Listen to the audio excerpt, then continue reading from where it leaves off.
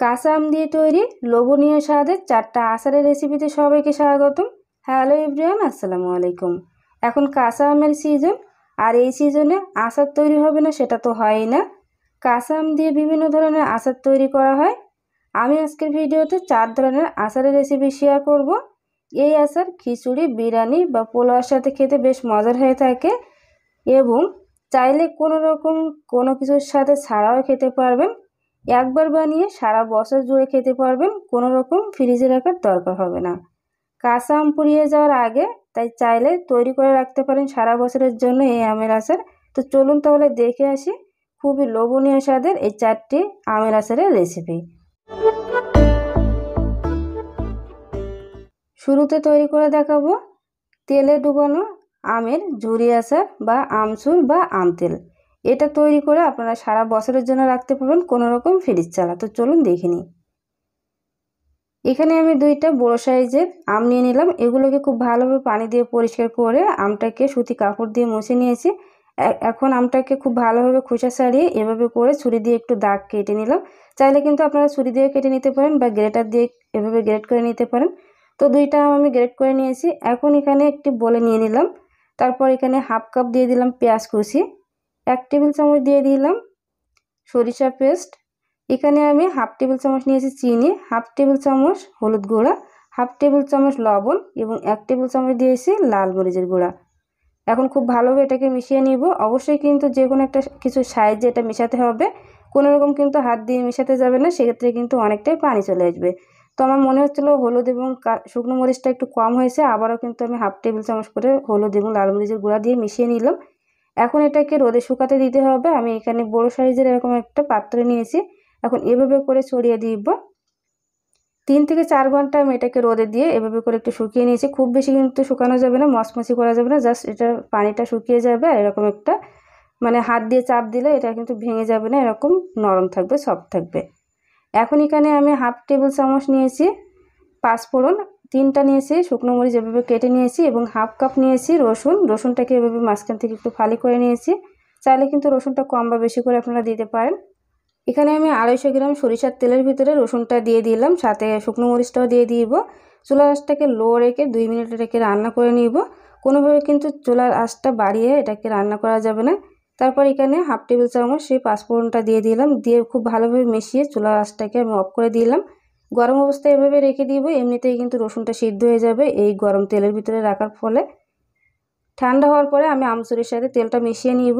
গরম অবস্থায় কিন্তু তেলটা আমের ভিতরে দেওয়া যাবে না, সেক্ষেত্রে কিন্তু আমগুলো অনেকটাই নরম হয়ে যাবে। আমাদের উদ্দেশ্য হলো তেলের ভিতরে ডুবিয়ে রেখে আমগুলোকে নরম করার। এটা কিন্তু কোনোভাবে রোদে দেওয়ারও কোনো প্রয়োজন নেই, তবে 3 থেকে 4 মাস পরে একবার হলে আপনারা রোদে দিতে পারেন। কোনো রকম ফ্রিজ ছাড়াই কিন্তু আপনারা সংরক্ষণ করতে পারবেন এইভাবেই। তো আমি একটা বয়ামে ভরে নিলাম। অবশ্যই কিন্তু আপনারা কাঁচের বয়ামে ভরে নেবেন। আমি পরবর্তীতে কাঁচের বয়ামে রেখে দিয়েছিলাম। এই আমগুলো কিন্তু আগামী বছর তৈরি করে, বাট আমার আমগুলো এখনও ভালো আছে। এখন তৈরি করে দেখাবো একের ভিতর সব এমন একটা আচার। এই আচারটা আপনারা যে কোনো কিছু দিয়ে খেতে পারবেন, এমনকি কোনো কিছু ছাড়াই কিন্তু হাতে নিয়েও খেতে পারবেন। এটা তৈরি করা খুবই সহজ। আর আপনারা যখন তৈরি করবেন অবশ্যই একটু বেশি পরিমাণ তৈরি করবেন, তা না হলে কিন্তু কিছুদিন পরে এটা ফুরিয়ে যাবে। এখানে আমি 2টা বড় সাইজের আম নিয়ে নিলাম। এগুলোকে পানি দিয়ে পরিষ্কার করে একটা সুতি কাপড় দিয়ে খুব ভালোভাবে পানিটাকে মুছে নিয়েছি। এখন আমগুলোকে টুকরো টুকরো করে কেটে নিব। খোসা সহ এই আমটা আমি রেখে দিব, খোসা সহ আমটার আচার তৈরি করে দেখাবো। এখন ছোট ছোট টুকরো করে কেটে নিব। আপনারা চাইলে কিন্তু সাইজটা আরও একটু বড় করে রাখতে পারেন, তবে এরকম ছোট সাইজ করে তৈরি করলে বেশি ভালো লাগে আমার কাছে। 1 কাপ পরিমাণ এখানে খোসা সহ নিয়েছি এবং হাফ কাপ পরিমাণ খোসা ছাড়া আম এভাবে ছোট টুকরো করে কেটে নিয়েছি। এখন এখানে একটা পাত্রে বেশ কিছুটা পরিমাণ পানি নিয়ে তার ভিতরে আমগুলো দিয়ে দিব, সাথে অল্প একটু চুন দিয়ে দিব, হাফ টিস্পুনের মতো চুন দিয়ে এটাকে এভাবে 2 থেকে 3 ঘন্টার জন্য রেখে দিব। এভাবে রেখে দিলে কিন্তু আমটা অনেকটাই শক্ত টাইপ হয়ে যাবে। তো 2 থেকে 3 ঘন্টা পরে আমগুলোকে খুব ভালোভাবে পানি দিয়ে পরিষ্কার করে নিয়েছি কতবার। আর এখানে আমি হাফ কাপ পরিমাণ রসুন নিয়েছি, সাথে এখানে আমি 5 থেকে 6টা কাঁচামরিচ এবং এরকম অল্প একটু নিয়েছি আদা, আর 1 টেবিল চামচ সরিষার পেস্ট, 3টা নিয়েছি শুকনো মরিচ। এখন এগুলোকে আমি পেস্ট করে নিব। এখানে আদা, শুকনো মরিচ কাঁচামরিচ এবং আমের টুকরোগুলোকে পেস্ট করে নিব। এখন চলে যাব সরাসরি চুলায়। আমি এখানে 1 কাপ পরিমাণ সরিষার তেল দিয়ে তারপর একটা তেজপাতা দিয়ে দিলাম, সাথে রসুন এবং আমগুলো দিয়ে দিলাম। চুলা আঁচটাকে লো রেখে এটাকে 2 মিনিট রান্না করে নিব।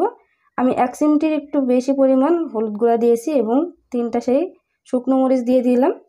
তারপর কিছুক্ষণ রান্না করার পরে আগে থেকে পেস্ট করে রাখা সেই আমগুলো দিয়ে দিলাম, দিয়ে খুব ভালোভাবে এটাকে মিশিয়ে নিব। এখনও কিন্তু আমি এখানে চিনি দেওয়া দেই নাই। এই পর্যায়ে আমি এই যে আগে থেকে পেস্ট করে রাখা সেই সরিষাটা দিয়ে দিলাম। সরিষাটা কিন্তু লাস্টের দিকে দিয়ে দিবেন। এখন কিন্তু কিছুটা ঘন দেখাচ্ছে, বাট চিনি দেওয়ার পরে এটা কিছুটা পাতলা হয়ে যাবে। এখানে আমি 1/4 কাপ চিনি দিয়েছি, সাথে কিছুটা আবারও শুকনো মরিচ গুঁড়া দিয়ে দিলাম। এটা সিদ্ধ হয়েছে কিনা একটু চেক করে নিব। 3 থেকে 4 মিনিট রান্না করলে কিন্তু এটা এমনিতেই সিদ্ধ হয়ে যাবে। এই আচারটা কিন্তু আপনারা ভাত দিয়ে খেতে পারেন, এমনি হাতে নিয়েও কিন্তু খেতে পারেন, কোনো কিছু ছাড়াই। এতটা মজার হয়ে থাকে। আমার কাছে সবথেকে বেস্ট আচারের রেসিপি যদি মনে হয় সেটা হলো এটা। ঠান্ডা হওয়ার পরে একটা পাত্রে নামিয়ে নিলাম। এখন একটা এয়ারটাইট কৌটা বা বক্সে ভরে রেখে দিব। অবশ্যই কিন্তু কাঁচের বয়ামে রাখতে হবে। এটা কিন্তু নর্মাল ফ্রিজে রাখতে পারেন বা এমনিও রাখতে পারেন। এখন তৈরি করে দেখাবো পানির মতো সহজ, যে কেউ তৈরি করতে পারবে কাঁচা আমের মোরব্বা। এই আচারটা তৈরি করা খুবই সহজ, যে কেউ তৈরি করতে পারবে কয়েক মিনিটে। তো চলুন দেখে নিই। এখানে আমি 3টা এরকম সাইজের কাঁচা আম নিয়ে নিলাম। অবশ্যই কিন্তু এমন ধরনের আম নেবেন যে আমটার ভিতরে আটিটা একদমই শক্ত হয়ে এসেছে, মানে খোসাটা। আমি এখানে খোসাটাকে এভাবে করে ছাড়িয়ে নিলাম। এখন আমগুলোকে কেটে নিব 2 টুকরো করে। আমি কিন্তু ছুরি দিয়ে এটা কাটতে পারিনি, অনেক চেষ্টা করার পরে আমি বটি দিয়ে কেটে নিয়েছি, কারণ আমের যে আটি থাকে উপরের অংশটা কিন্তু এরকম শক্ত টাইপ হয়ে এসেছে। আর অবশ্যই কিন্তু এরকম শক্ত টাইপের আমটাই নিতে হবে এই রেসিপির জন্য। এখন পানিতে নিয়ে নিলাম, তা নাহলে কিন্তু কালো হয়ে যাবে আমগুলো। এখানে একটা কাঁটা চামচ নিয়ে নিলাম, আপনারা চাইলে কিন্তু টুথপিক দিয়ে এই কাজটা করে নিতে পারেন। এখন আমের গায়ে এভাবে করে দাগ কেটে নিব বা ছিদ্র করে নিব। পুরো আমটাই কিন্তু খুব ভালোভাবে ছিদ্র করে নিতে হবে। আর এই সাইডটাও আমি এভাবে করে ছিদ্র করে নিলাম। তো আমগুলো খুব ভালোভাবে ছিদ্র করে নিলাম। আম ছিদ্র করার পরে কেমন অবস্থা সেটা একটু দেখিয়ে দিই। তো সবগুলো আম আমি সেমভাবে এভাবে করে ছিদ্র করে নিয়েছি। এখন এভাবে করে পানির ভিতরে কয়েকবার দিব এবং খুব ভালোভাবে এভাবে চাপ দিয়ে পানিটা বের করে নিব। আমটা কিন্তু টক থাকে, তাই আমটার টক ভাবটাকে বের করার জন্যই কিন্তু এই কাজটা করতে হবে আপনাকে অবশ্যই। পানি দিয়ে আমি 3বার এভাবে করে চেপে চেপে পানিটা বের করে নিয়েছি। তারপর কি অবস্থা দেখুন। এখন এখানে একটি বোলে আমি বেশ কিছুটা পরিমাণ পানি নিয়েছি, তার ভিতরে 1/2 টিস্পুনের মতো দিয়ে দিলাম খাবার চুন। পান খাওয়ার সময় আমরা যে চুনটা খেয়ে থাকি সেটা। এর ভিতরে আমি 2 থেকে 3 ঘন্টার জন্য ভিজিয়ে রেখে দিব আমগুলো। 2 থেকে 3 ঘন্টা পরে এগুলোকে খুব ভালোভাবে কিন্তু পানি দিয়ে কতবার পরিষ্কার করে নিতে হবে, তাহলে কিন্তু চুনটা চলে যাবে ভিতর থেকে। আর এই পর্যায়ে কিন্তু আমটা অনেকটাই শক্ত টাইপের হয়ে থাকে। তো এভাবে করে আমি আবারও 2 থেকে 3বার পানি দিয়ে, নতুন পানি দিয়ে, নর্মাল পানি দিয়ে এভাবে করে চেপে চেপে আমের ভিতরে যে রসটা বা টক ভাবটা আছে সেটা বের করে নিব। আর যেহেতু চুন দিয়ে ভেজানো ছিল, এভাবে কিন্তু অবশ্যই পরিষ্কার করে নিতে হবে আমগুলো। তো ফাইনালি এগুলোকে খুব ভালোভাবে চেপে চেপে পানিটা বের করে নিয়েছি। এখানে একটি বোলে আমি লবঙ্গ এবং কিছুটা এলাচ দিয়ে দিলাম। আর দিয়ে দিলাম 1 কাপ পরিমাণ চিনি এবং 1 কাপ করে পরিমাণ দিয়ে দিলাম পানি। বলক চলে আসলে আমি আমগুলো দিয়ে দিব। চুলা আঁচটাকে মিডিয়াম টু লোয়ের মাঝামাঝি রেখে এটাকে 4 থেকে 5 মিনিট সময় নিয়ে রান্না করে নিব। আর এটাকে উল্টে পাল্টে এভাবে কিন্তু মিশিয়ে নিতে হবে। আর কিছুক্ষণ পরে দেখবেন এর কালারটা এরকম চেঞ্জ হয়ে আসবে, কোনো রকম কিন্তু কালার দেওয়ারও প্রয়োজন নেই। তো মোট 5 মিনিট আমি এটাকে রান্না করে নিয়েছি মিডিয়াম আছে।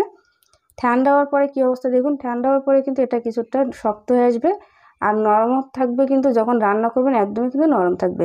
এগুলো কিন্তু আপনারা নর্মাল ফ্রিজে 6 থেকে 7 মাস এমনিতেই সংরক্ষণ করে রাখতে পারবেন। আর ফ্রিজ ছাড়া সংরক্ষণ করতে চাইলে অবশ্যই কিন্তু চিনির শিরা এভাবে করে ডুবিয়ে রাখতে হবে, তাহলে আর নষ্ট হবে না। এখন তৈরি করে দেখাবো খোসা সহ তেলে ডুবানো আমের আচার। এই আচারটা তৈরি করা খুবই সহজ। একবার তৈরি করে কোনো রকম ফ্রিজ ছাড়া আপনারা বছর জুড়ে সংরক্ষণ করে রাখতে পারবেন। তাই চাইলে কিন্তু কাঁচা আম ফুরিয়ে যাওয়ার আগে তৈরি করে নিতে পারেন। এখানে আমি 2টা বড় সাইজের আম নিয়ে খুব ভালোভাবে পানি দিয়ে পরিষ্কার করে খুব ভালোভাবে পানিটাকে শুকিয়ে নিয়েছি। তারপরে এভাবে ছোটো ছোটো টুকরো করে কেটে নিব। চাইলে কিন্তু আপনারা কম বা বেশি করে তৈরি করে নিতে পারেন। তো আমগুলো একটা বোলে আমি নিয়ে নিলাম। এখানে আমি 1 টেবিল চামচ পরিমাণ সরিষা পেস্ট দিয়ে দিলাম। এখানে আমি 1/2 টেবিল চামচ লবণ, 1/2 টেবিল চামচ হলুদ গুঁড়া এবং 1 টেবিল চামচ লাল মরিচের গুঁড়া দিয়ে খুব ভালোভাবে একটু মিশিয়ে নিব হাত দিয়ে। আমার কাছে মনে হচ্ছিল হলুদটা কম আছে, এই জন্য হলুদটা আরও একটু দিয়ে দিলাম। এখন এগুলোকে আমি 3 থেকে 4 ঘন্টার জন্য রোদে দিয়ে দিব। একটা সরানো পাত্রে এভাবে করে দিয়ে দিব। খুব বেশি সময় নিয়ে কিন্তু শুকানো যাবে না, তাহলে কিন্তু এটা শুকসে যাবে। এখন এখানে আমি 1 কাপ পরিমাণ সরিষার তেল দিয়ে দিলাম, সাথে 3-4টা শুকনো মরিচ এবং 1/4 কাপ দিয়ে দিলাম রসুন। এখন এগুলোকে লো আছে কিছুক্ষণ রান্না করে নিব। 1/2 টেবিল চামচ দিয়ে দিব পাঁচফোড়ন। তো পাঁচফোড়নটা একটু দেরিতে দিয়ে দিব, আগে থেকে দিলে কিন্তু এর যে ঘ্রাণটা সেটা একদম নষ্ট হয়ে যাবে। তো ছাদ থেকে আমি এগুলোকে নামিয়ে নিয়ে আসলাম। দেখুন এটার উপরের যে পানি ভাবটা সেটাই কিন্তু চলে যাবে, বাট একদমই কিন্তু এটা শুকিয়ে যাবে না। তো একটা কাঁচের বয়ামের ভিতরে আমগুলো দিয়ে দিলাম, তারপর তেলটা একদমই ঠান্ডা হওয়ার পরে এর ভিতরে দিয়ে দিব। সাথে আমি এখানে কিছুটা চিনি এবং কিছুটা লাল মরিচের গুঁড়া দিয়ে দিলাম, 1/2 টেবিল চামচের মতো করে। এভাবে করে আমি 7 থেকে 8 দিন রোদে দিব। রোদে দেওয়ার পরে কিন্তু এটা খাবার উপযোগী হয়ে যাবে। আর এই আচারটা তৈরি করে কিন্তু কোনো রকম ফ্রিজে রাখার দরকার নেই, এমনিতেই কিন্তু বছর জুড়ে ভালো থাকবে। তো চাইলে কিন্তু কাঁচা আম ফুরিয়ে যাওয়ার আগে আপনার এই 4টা আচারের রেসিপি বাসায় তৈরি করে সংরক্ষণ করে রাখতে পারেন। আর এই আমের রেসিপি আপনাদের কাছে কেমন লেগেছে অবশ্যই কিন্তু কমেন্ট সেকশনে জানাতে ভুলবেন না। দেখা হবে পরবর্তী কোনো রেসিপিতে। আসসালামু আলাইকুম।